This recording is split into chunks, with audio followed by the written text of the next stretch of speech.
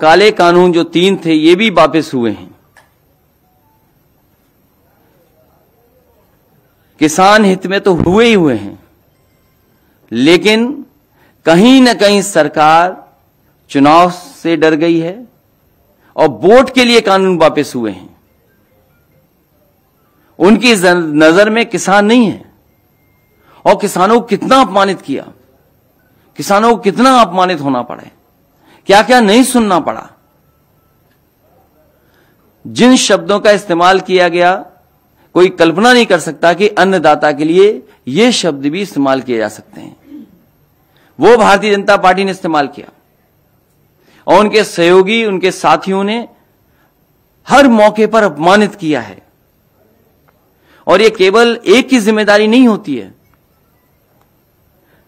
मंत्रिमंडल की सामूहिक जिम्मेदारी होती है। अगर सामूहिक जिम्मेदारी है, न केवल मंत्रिमंडल को इस्तीफा देना चाहिए बल्कि सरकार को इस्तीफा देना चाहिए पूरा का पूरा। और फिर लखीमपुर के हत्यारे कैसे बच जाएंगे?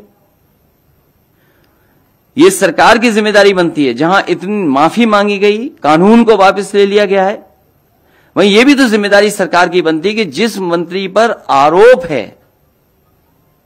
वो मंत्री अभी भी मंत्रिमंडल में है।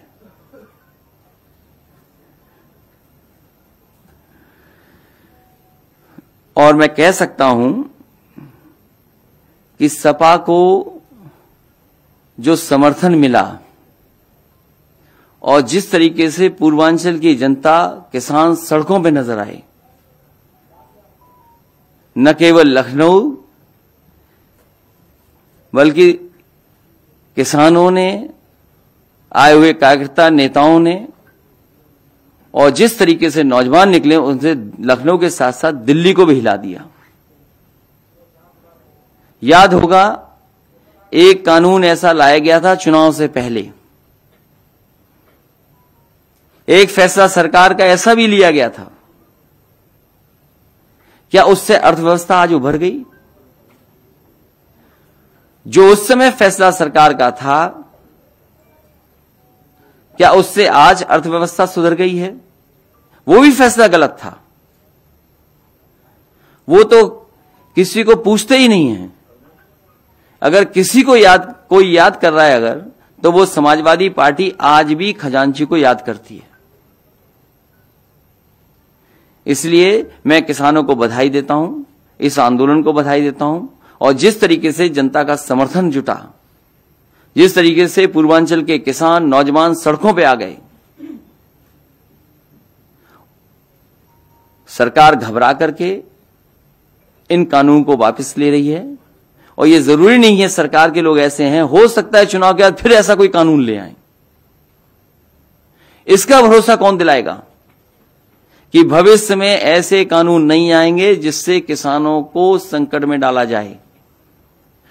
और अगर इनकी नीयत साफ होती तो आज किसानों को लाइन में लगना नहीं पड़ता खाद के लिए। किसी किसान को खाद नहीं मिल रही, डीएपी नहीं मिल रही।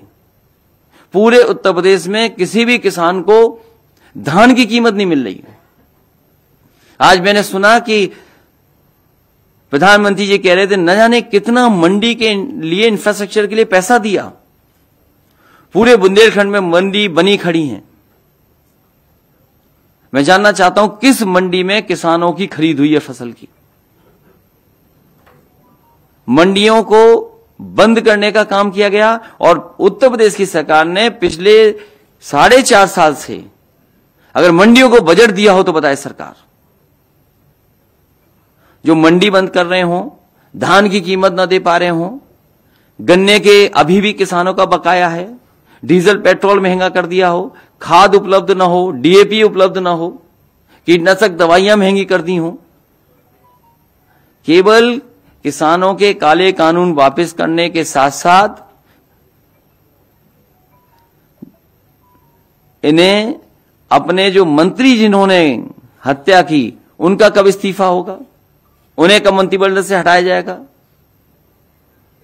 इसलिए मैं इस मौके पर किसानों को बधाई देता हूं और जो जनता का समर्थन जुटा है उसके लिए बहुत बहुत धन्यवाद।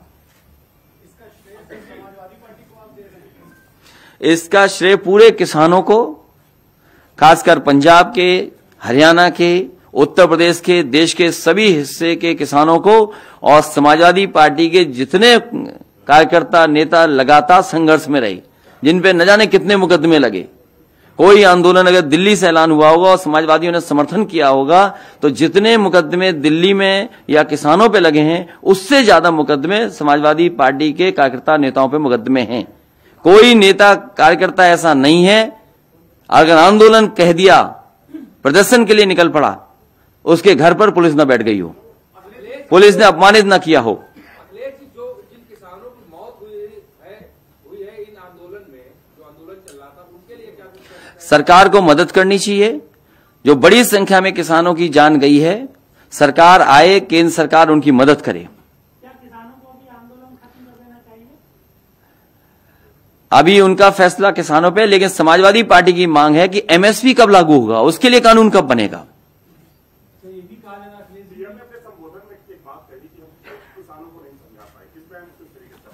मैं समझता हूं भारतीय जनता पार्टी खुद नहीं समझना चाहती है।